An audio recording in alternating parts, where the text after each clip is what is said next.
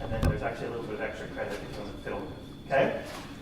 So hopefully that will be a nice, relaxing lab for you.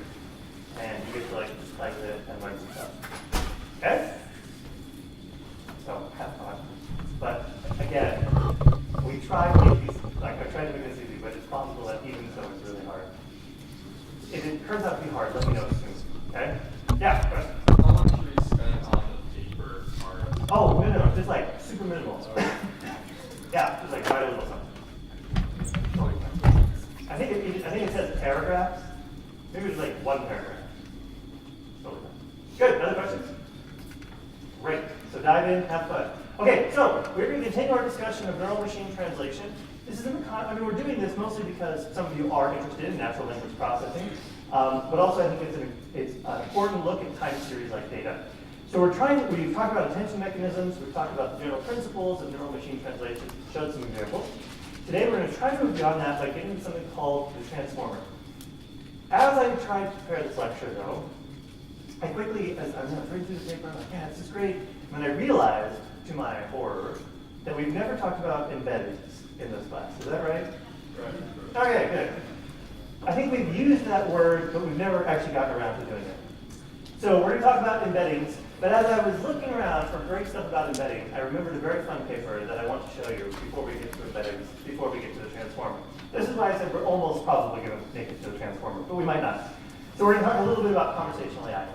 So we talked about the sequence-to-sequence architectures, and we talked about how you can think of sequence-to-sequence architectures in a neural machine translation like paradigm. Like we have a sequence input sentence, say in English, we have a sequence representing output sequence, say in Korean, and we want to somehow build a model that translates one to the other.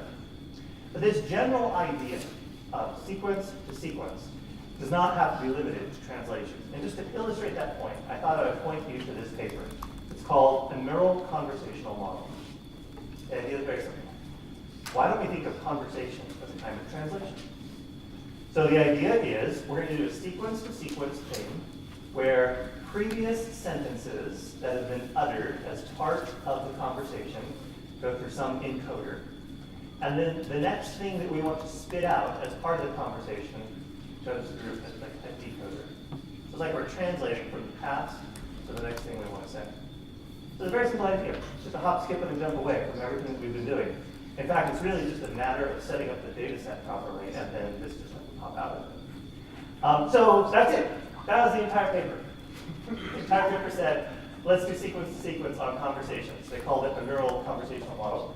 And so the reason I'm taking you through this is because I think you'll be interested in some of the results. So they trained on two different data sets. One is called the IT troubleshooting data set. So this is like people who, it's like an automated Ubuntu support forum chat thing, something like that. So 30 million tokens. Tokens are linguistic speak for words.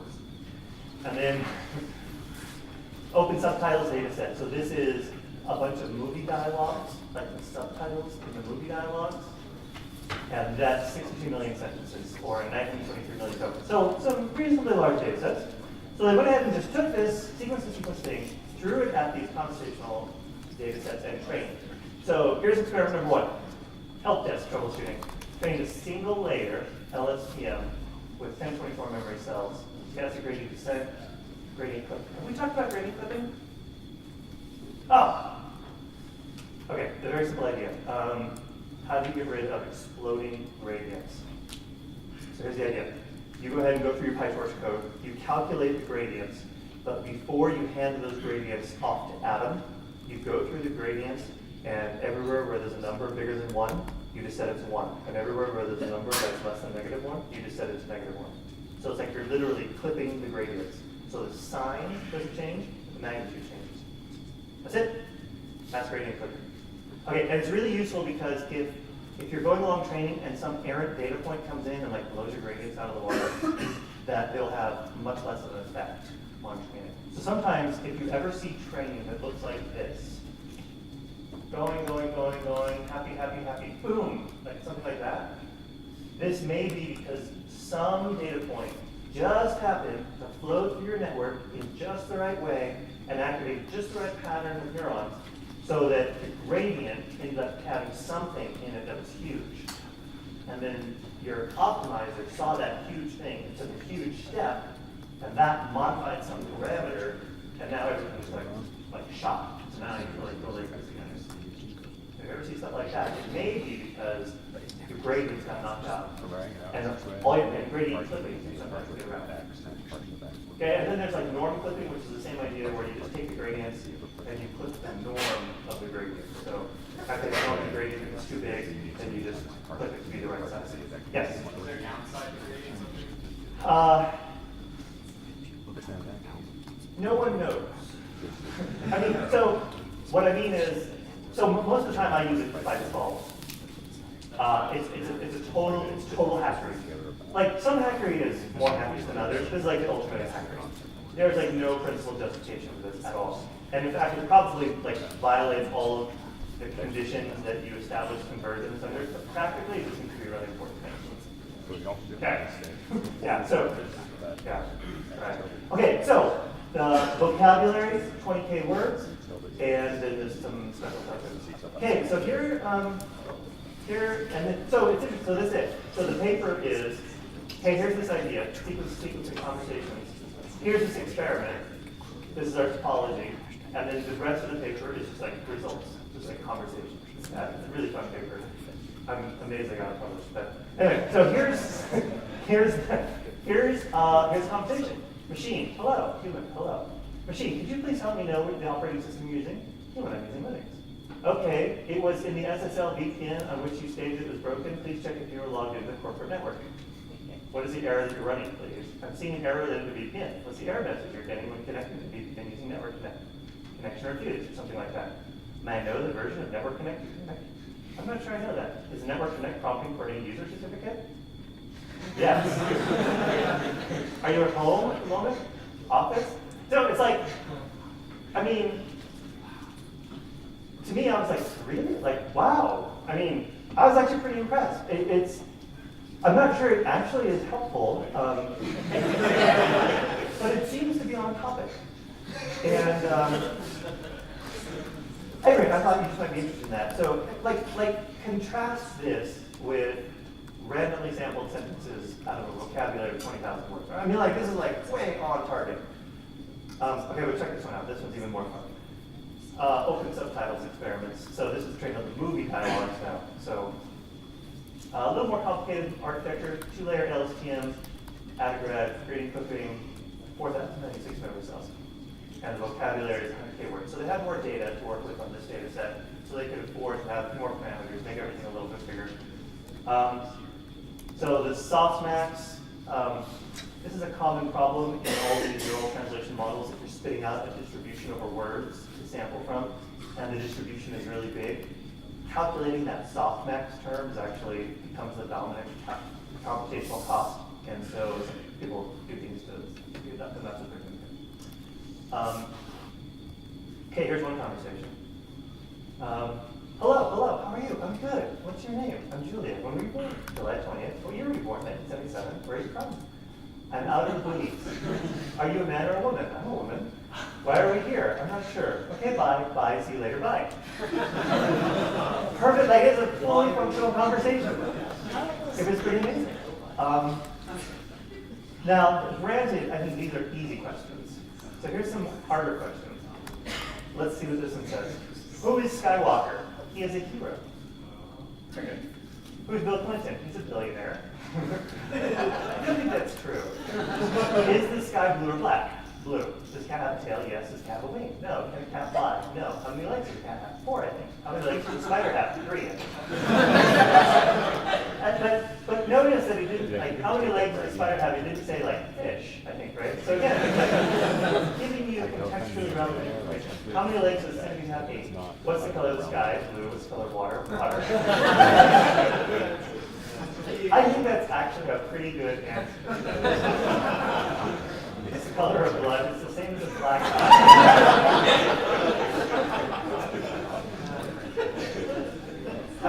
It's not, yeah, it's like not wrong. I'm not sure. I think that's wrong. What's the usual color of a leaf? It's a green one. What's the color of a yellow car? Yellow. So, bring it. Okay, last conversation.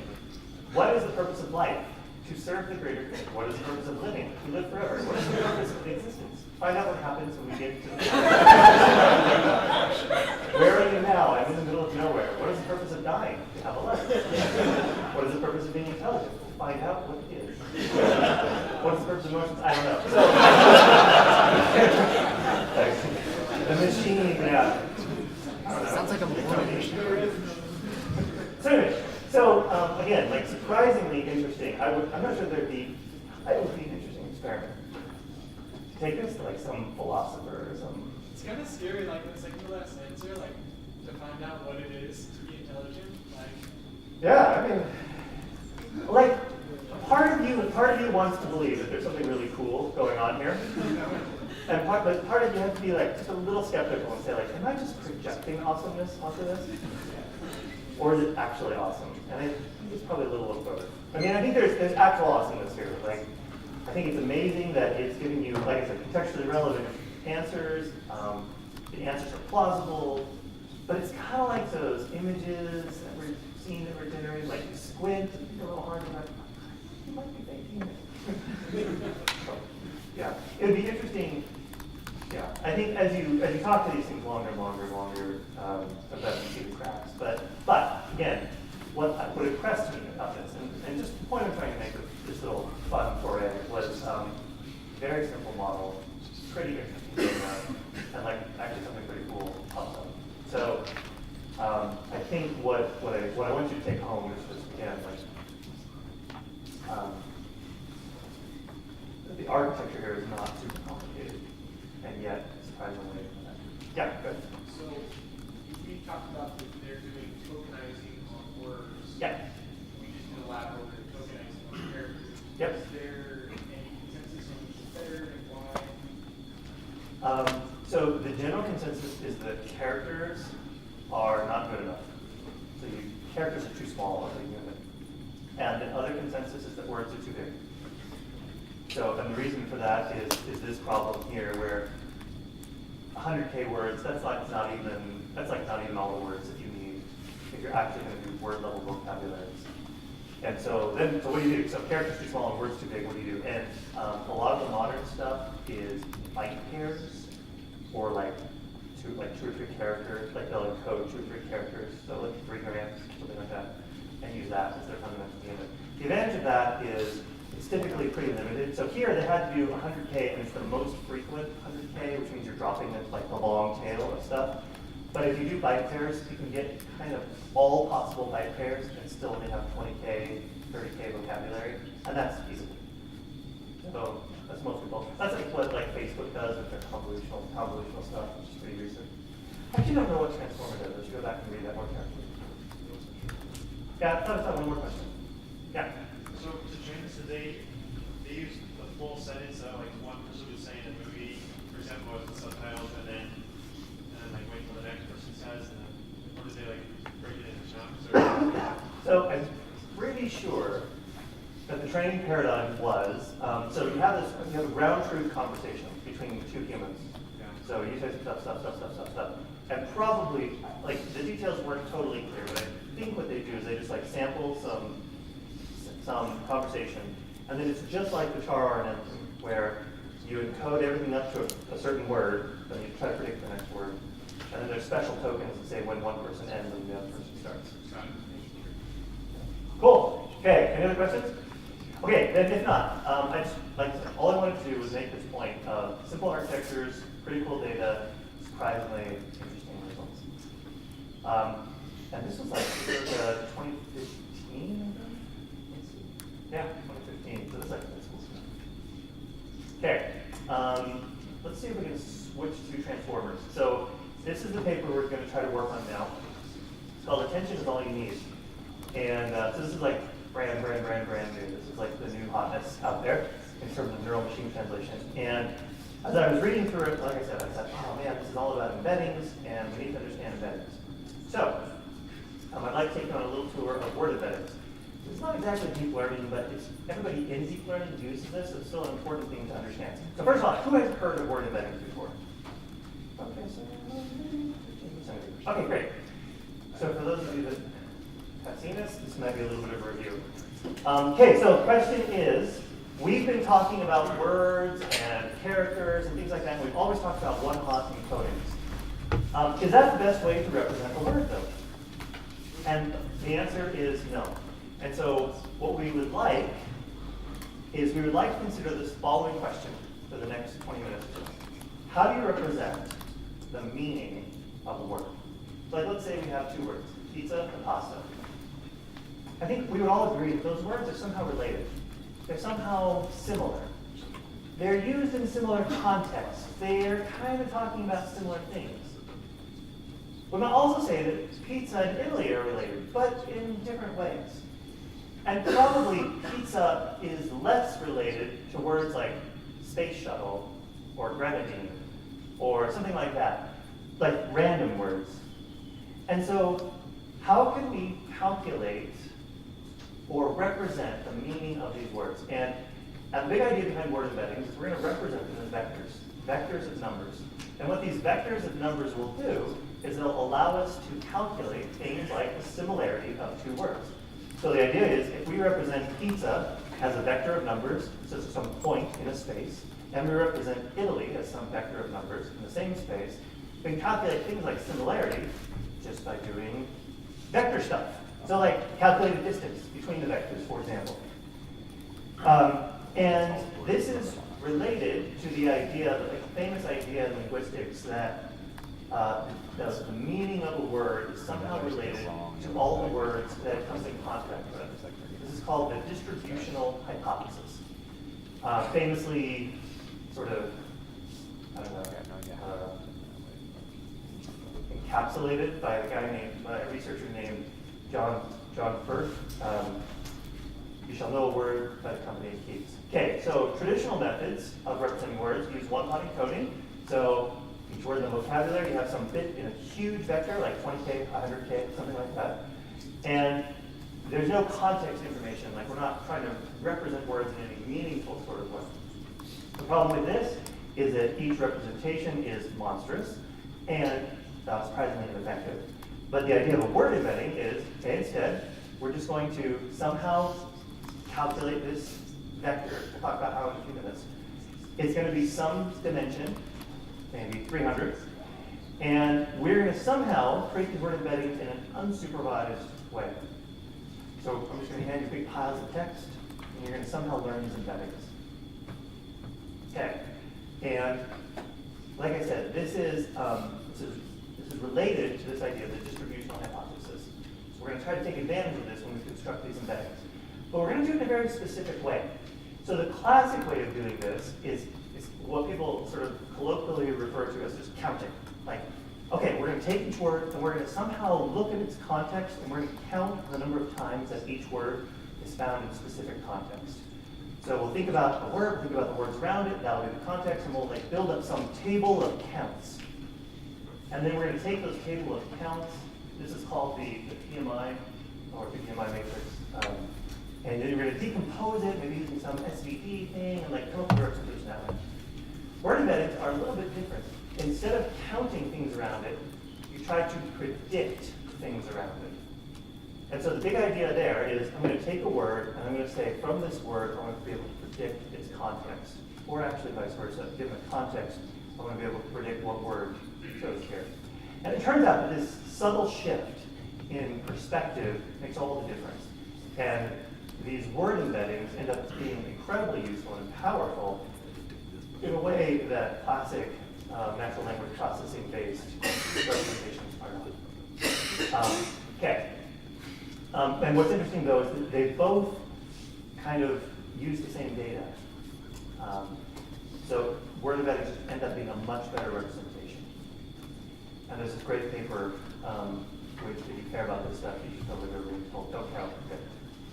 Okay, so here's the idea. So when it's done, we're going to have these points in a space, and you might scatter them on like some graph, and you might think, like, oh, wow, okay, fine, points in a space.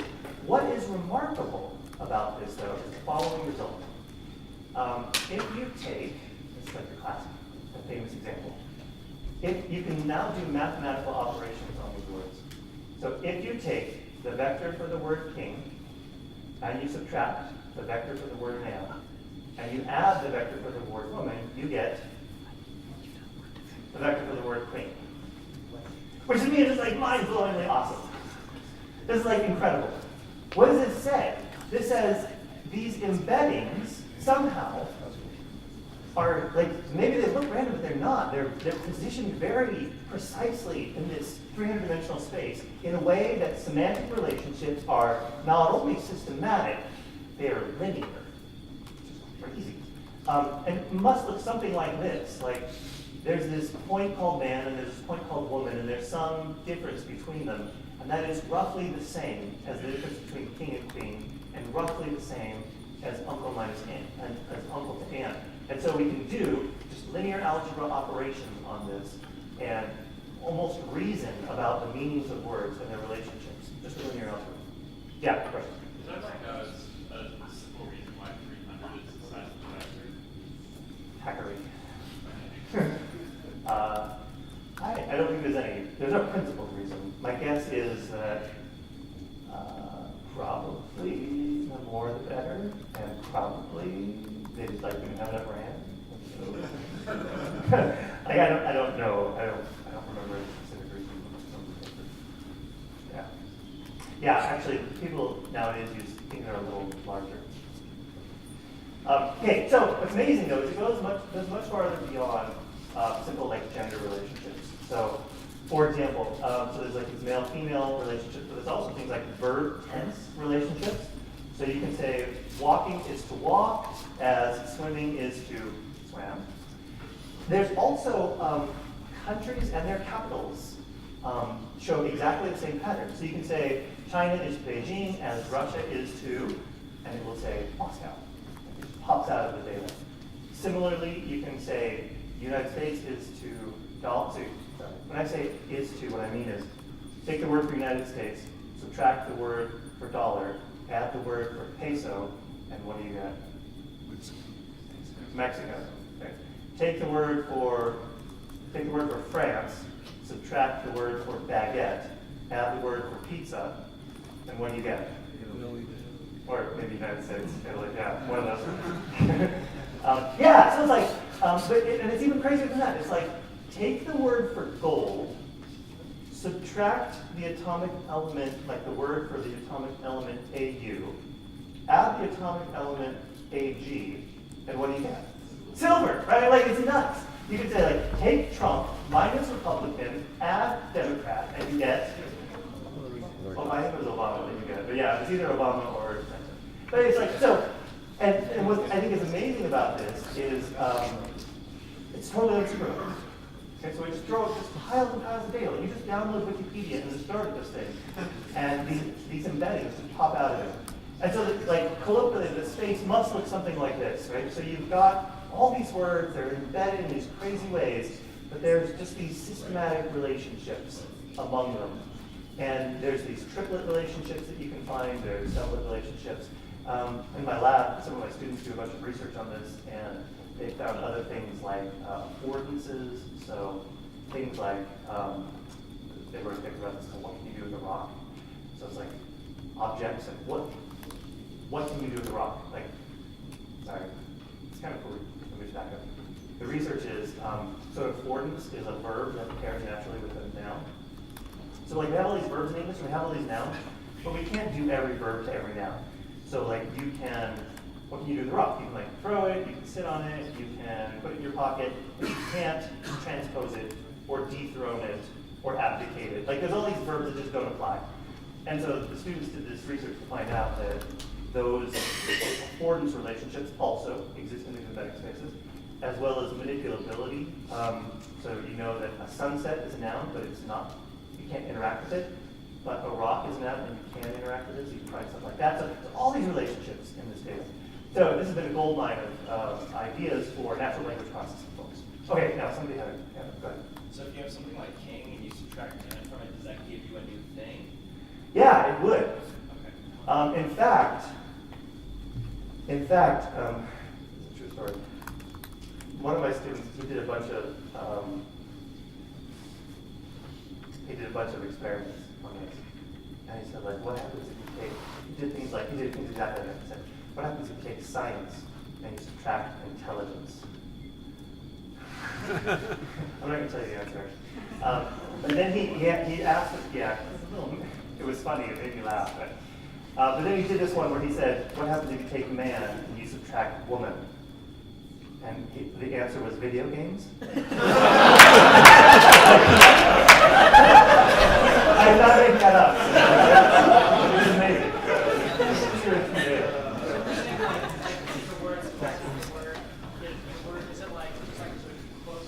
Yeah. Yeah, so you take the two vectors, you subtract them, get a new vector, and then you go through your dictionary of all words, find them. Yeah. So, before that, you were saying how they usually do like a 3 gram of when they use processing for words. Mhm. And why can't we just put the word and embed it and then process it and embed it? Because you say that embedded vectors instead of embedded. I don't understand. So you're saying how when they're processing it for that, or like you process words, you don't use one process word and they're saying village or how not. Well, so we don't want to use one-hot encodings for the words. Right. Okay. But then you were saying how you would take like a byte. Yes. Right. Why would you do that? Not like embedding two words then. Oh, just vocabulary. Well, okay. Sorry if this is confusing. So, if you're going to do one-hot encodings, you have to limit yourself to some sort of vocabulary. If you go the embeddings route, now, because we don't need a single bit per word, actually now we can have all sorts of words. We can have many more words than the dimension of our space, because we're just like sprinkling words all over the place. Okay, so. Sorry if that transition wasn't clear. Okay.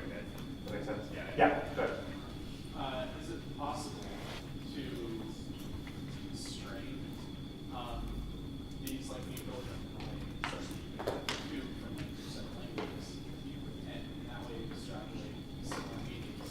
Oh, yeah, like, Like a word. okay, right. So, build a joint embedding space where Say one is English. dog and cow are the same, like they land at the same point because they're the same word. Yeah, I don't know. It's possible. Probably people have that. They have, Okay. I was looking at something about it, but there's like. I bet there is, yeah. But like, as soon as people figure this out, like, spawn is arbitraries in embeddings. And everybody uses embedding. Like, anytime you want to represent a word, you use an embedding.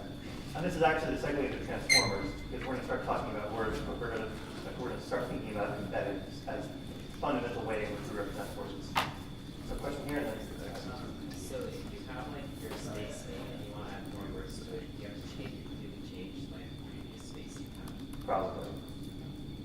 I mean, when you add new words? Yeah. Oh, no, not necessarily. I mean, you could freeze the embedding of everything and then just try to figure out where the new word fits. Probably there's some research you can know on that. I don't know. I'm not a linguist, so I'm like, super up to date on this.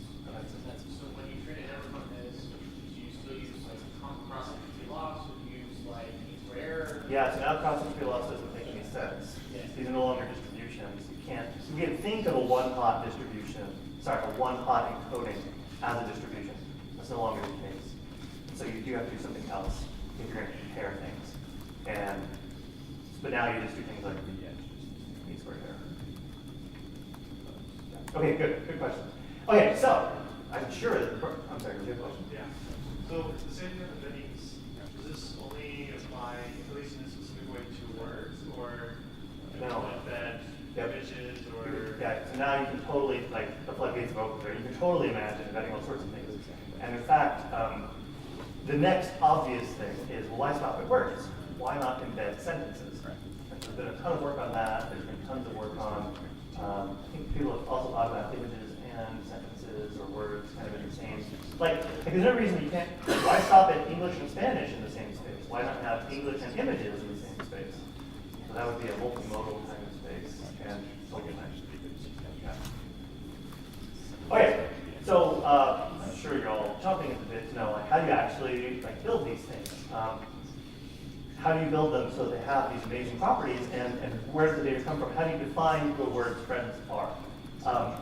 So just very quickly, so what was novel about Word2Vec, again, this is the same data that everybody's been using, it's just piles of natural text, but they did a couple of clever things.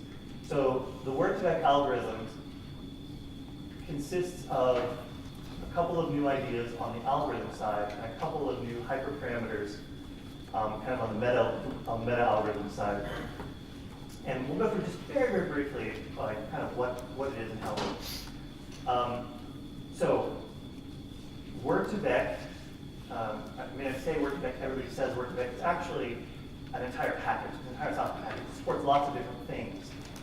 There are two distinct models. This is called continuous bag of words, and the other is called skipgram, and then there's different training methods, but the one that everybody uses is called negative sampling. And there's like all this stuff that it also does. But basically, when people say Word2Vec, what they mean is, they mean typically the skipgram with the negative sampling version. And so kind of the idea is, like, let's say we pick some sentence, and you have this word you've never seen before, wampumuk. And so you want to know, like, what does that mean? And so you look at its context, oh, sorry about that, and you say, okay, well, this word I saw in this context is a couple of words around it, a little window, sliding window around it. So in this case, the context size would be 2.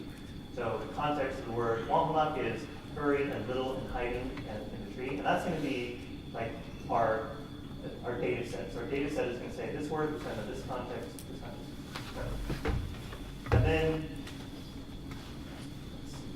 what we want to do is we want to say, okay, for each word, we want to find numbers, we'll call it W, such that there's some, such that the,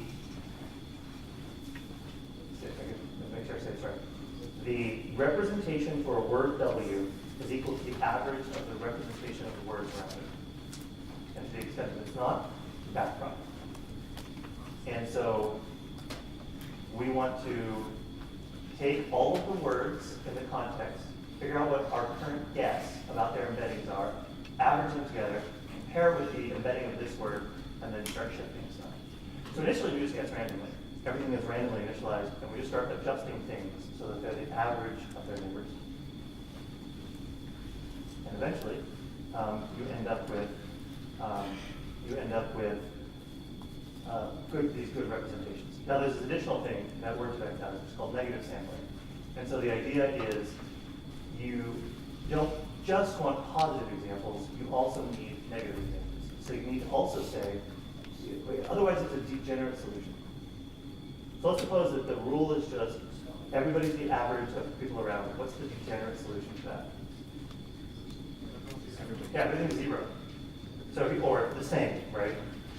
Everybody could converge on the same vector, and then trivially, everybody is the same as everybody around it. So the solution to that is what's called negative sampling. So you go ahead and you sample other words randomly, and you hope that those other words randomly sampled are not typically found in the context of the word that you care about. And you say, okay, I want to be close to the words that I know are words that I typically found in context with, but I want to be far away from other random words. So now there's 2 terms, and they're competing with each other. One wants to bring people together, and one wants to push people away. And eventually those 2 terms will balance, and there'll be lots of embedding. Okay, so, yeah, let's see on this. I think I just basically said this. Okay, oh, right. I did want to take you just briefly on a tour of some applications. So people, like I said, everybody in linguistics now uses word embeddings because it's been shown to be very powerful. The analogy thing is pretty cool. It turns out that if you use embeddings in other contexts, like amazing things still happen. So word similarity, you can calculate like sorry, let me back up. Why would people think that you could calculate the similarity between the meanings of words using word embeddings? What do you think? Yeah. Well, essentially, the word embedding, right, it tells us the context things start happening. So if 2 words occur in the same context frequently, they're probably mean similar things. They probably mean similar things, and therefore, they'll have similar embeddings. Yeah, so you naturally get this effect where words with similar meanings are located at similar points in the space. And so you can calculate word similarity very trivially. Similarly, you can do like some simple machine translation stuff using word embeddings. You can do things like part-of-speech and name entity recognition. You can extract relations, which is what we've talked about a little bit with Japan is the sushi as Germany is bratwurst as France is Protestant as USA is amazing. You can do sentiment analysis, so you can basically take all the words in a sentence, take their embeddings, average them together and get a simple representation of the semantics of the sentence, and then build some little classifier on top of that to do sentiment analysis. There's tons of other applications. So, point is, I just want to give you a quick introduction to this. We won't talk much more about it in this class, except in case if I ever say word embedding, now you kind of know what we're talking about. Okay, let's get back to the transformer. Yes? Is NN.embedding what this is doing? So I think, I believe NN.embedding is kind of a generic way of thinking about embedding words to points in spaces. And like my hazy understanding of it is that you can swap in and out multiple different kinds of embeddings. So we've talked about word index, but there's tons of other kinds, and maybe you want to have your own. So there's a thing called Glove, which is another very popular one. Google has some sentence and word embedding kinds of things. So it's not necessarily this one, but a different, some type of embedding. Some type of embedding, where we take the word token and translate it somehow into a vector of numbers. Okay, sorry. Any other questions on embedding? Good question. Well, the reason why that was really cool for the current lab is because you could get all of your inputs into the same size, Yeah. which would make your really much more simple. Because it's all the same size all the time. You don't have to worry about what size your input is. It's just embedded. Right. Thank you. Yeah. And then you mentioned somewhere in there backprop. Was this a like deep learning type solution to get those? Yeah, there's actually, you can kind of think about it like a neural net, but you don't really have to. I don't think that's actually the best way to think about it. So learning these embeddings is a pre-processing step. These have been used as input to various things. I think we mentioned backprop just because we were saying like, if for example you were doing translation and you wanted to translate a sentence to another sentence, and you embedded all of the source language words, and you embedded all the target language words, you can't use cross-entropy. So now you have to prepare, and the backprop will go through some other thing, like means languages. Maybe that's what I said. Yeah, I don't really remember. I just, Okay. Yeah, no, this was not trained as backprop. Okay, so we're going to switch gears. We have 5 minutes left, so I'll just give you a brief introduction. So the idea of the transformer is, actually, I was going to show you this, the results. This is like the latest and greatest. Of course, everybody when they publish papers, they always have the very best results, but this really is like some of the most recent, very cool results. So this is English to German translation, blue scores on the y-axis, higher is better. So transformer is significantly higher than all of the competing ones. Conv S to S is a fully convolutional thing that we might talk about on this day. We'll see. So currently, transformer is one of the best known performing translation ideas. And so the big idea of the transformer is the following. This is building on a new school of thought in translation. So far, I've presented neural machine translation as a sequence problem, where we have a sequence of words coming in, and we're going to generate a sequence of words coming out. And the big idea with convex to S and transformer is let's get rid of the sequencing. I mean, humans have to read left to right, and humans have to read linearly, but machines don't. And so let's get rid of LSTMs, and let's get rid of recurrent neural nets. And let's just do like convolutions on text. Okay, so that's like the big idea. And so why is this awesome? Like, why is this your friend? You don't have to learn the spatial or temporal relationship between words because the convolution can do it easier than an RNN. Because it's not like distance the same amount of time over time. It's like, oh, the last one first was created. That was weights in the convolution and not that. Yeah. So, okay, so we're like, hopefully something interesting is going to start happening now with distal relationships. Yep. What else?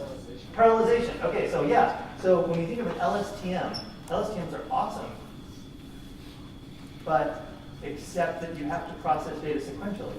And things like GPUs hate that.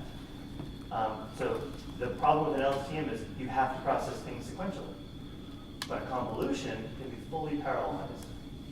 So in other words, what I mean is the LSTM reads left to right, so you can't process word t until you process word t minus 1. But in a fully convolutional architecture, you can just process this bit over here, this bit over here, and like stuff follows this way to the top in parallel. So then how do you deal with like varying sentence lengths? Yeah, you just have to be a little careful about that. But the point is, once you set up your computation graph, they can all go in parallel. Another big advantage is, so LSTMs, whenever you see something where, oh, the LSTM reads left to right, it's supposed to be a bi-directional LSTM where we read left to right and right to left. That hopefully should feel like package to you. Like you should think, well, why don't I start in the middle and read to both ends?